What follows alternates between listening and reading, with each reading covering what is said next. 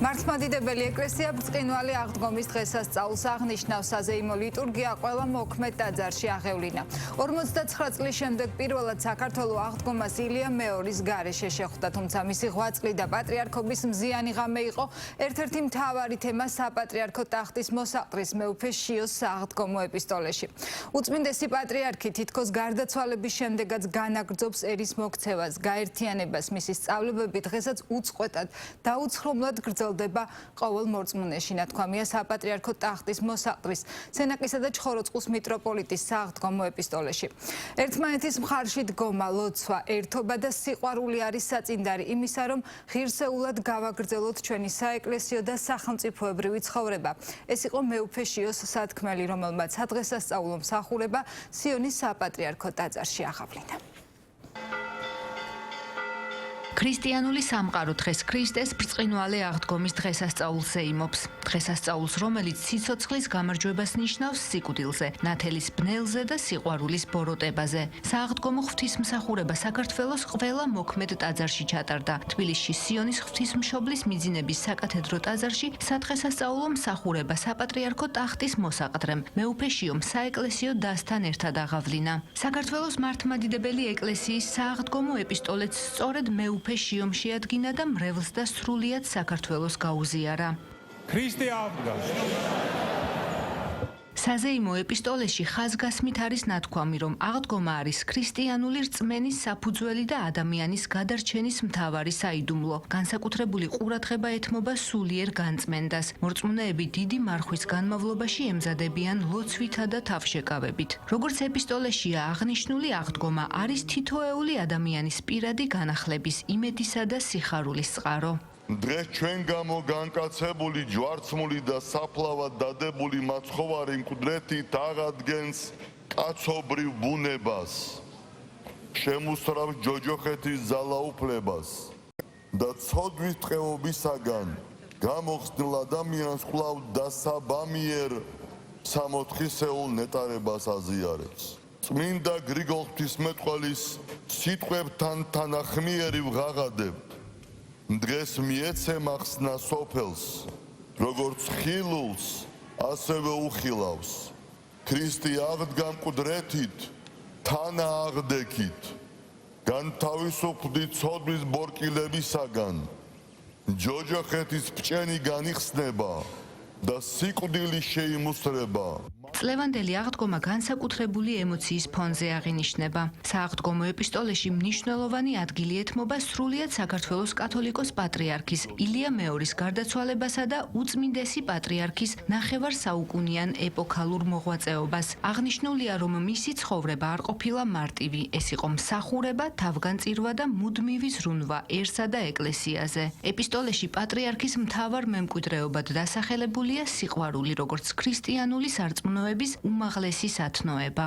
როცა საყვარელი მამის გარდაცვალებით დაობლებული, ხედავთ ქრისტეს აღდგომით დამარცხებულ სიკვდილს, განსაკუთრებით გვანუგეშებს დავით მეფსალმონის სიტყვები პატრიოსან არს, წინაშე უფლისა, სიკვდილი წმიდათა მისთა. არ ყოფილა მსუბუქი კათოლიკოს პატრიარქობის მრავალწლიანი ღვაწლი და ჯვარი. მოწამებრივი გზა და თავგანწირვა იყო მისი ყოველდღიური ცხოვრება, ყოველი საქმე, ყოველი ფიქრი.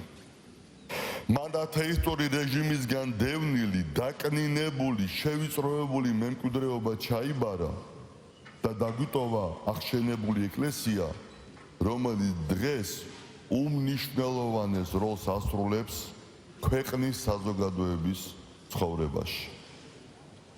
მისი მამამთავრული სიბრძნე მოგვაგონებდა მოსეს, რომლის მსგავსად განსაცდელთა ჟამს ერთგვარ ბეწვის ხიდზე მიუწყოდა ერს, ამხნევებდა დაცემულს, აერთიანებდა გამბნეულს და უფლისკენ მოაქცევდა მათ გულებს. მისი სიტყვა და ლოცვა იყო ის სვეტი, რომელმაც ერს გზა უჩვენა სულიერი ტყვეობიდან გამოსვლისას. ეპისტოლე კიდევ ერთხელ გვახსენებს იმ ერთობას, რომელიც პატრიარქის გარდაცვალების შემდეგ გამოჩნდა. ეს ერთობა, რწმენა, სიყვარული და პატივისცემა, როგორც ეპისტოლეშია ხაზგასმული, უნდა გახდეს ქვეყნის მომავლის საფუძველი. სწორედ და მოსაზრო სიყვარულისა და რწმენის ნაყოფია ის სასწაული, რაც მისი უწმინდესობისა და უნეტარესობის გარდაცვალების შემდგომ დღეებში ვიხილეთ. მთელი საქართველო, ზღვა ხალხი უწყვეტ ნაკადად მოწიწებით მიემართებოდა განსვენებული პატრიარქისთვის პატივის მისაგებად. ერთ მუშტად შეკრული ერი ბოლო წუთამდე მიაცილებდა დამაშვრალ სულიერ მამას მდუმარედ, ცრემლით, სიყვარულითა და მადლიერებით. მადლობთ უფალს და თითოეულ თქვენგან სამერთობისთვის. მადლობთ მათ, ვისაც არ მიეცა მსახურებაში უშუალო მონაწილეობის შესაძლებლობა, მაგრამ სულიერად ჩვენთან ერთად იყო და თავისი ლოცვებით გვაძლიერებდა. სწორედ ერთმანეთის მხარში დგომა, ლოცვა, ერთობა და სიყვარული არის საწინდარი იმისა, რომ ღირსეულად გავაგრძელოთ ჩვენი საეკლესიო და სახელმწიფოებრივი ცხოვრება.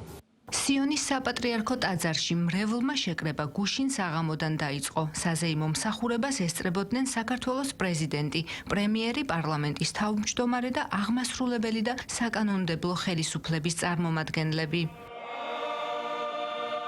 აღდგომის ღვთაებრივი სასწაული, წმინდა ცეცხლი იერუსალიმიდან თბილისში და საქართველოში მოქმედ ყველა ტაძარში სააღდგომო მსახურებისთვის ღამით მიაბრძანეს.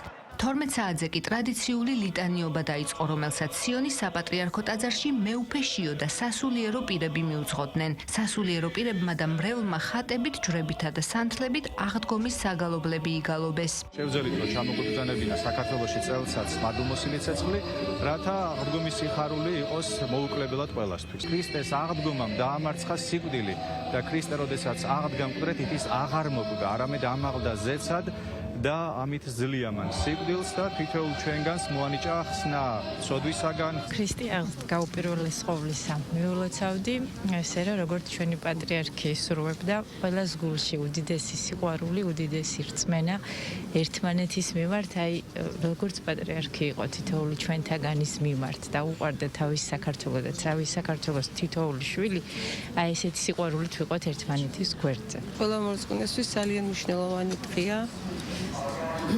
ქრისტე აღდგა ჭეშმარიტად აღდგა სიკვდილითა სიკვდილი დადგუნა და კაცობრიობას ამ ხელა სიხარული მოგვანიჭა. ჩემთვისაც ძალიან მნიშვნელოვანია, რა თქმა უნდა და ძალიან ლამაზია ეს ლიტონიობის ღამე.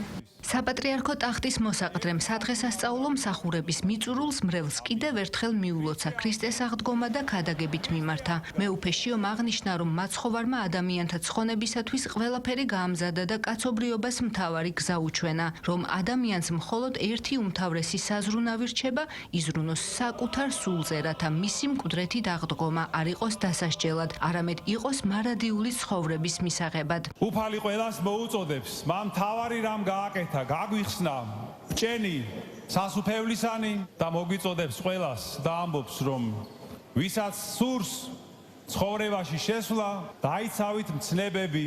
აი ეს არის მხოლოდ ჩვენი საზრუნავი, რომ დავიცვათ მცნებები, რომ ჩვენი აღდგომა მოხდეს ჩვენი სულების გადასარჩენად. ამინ.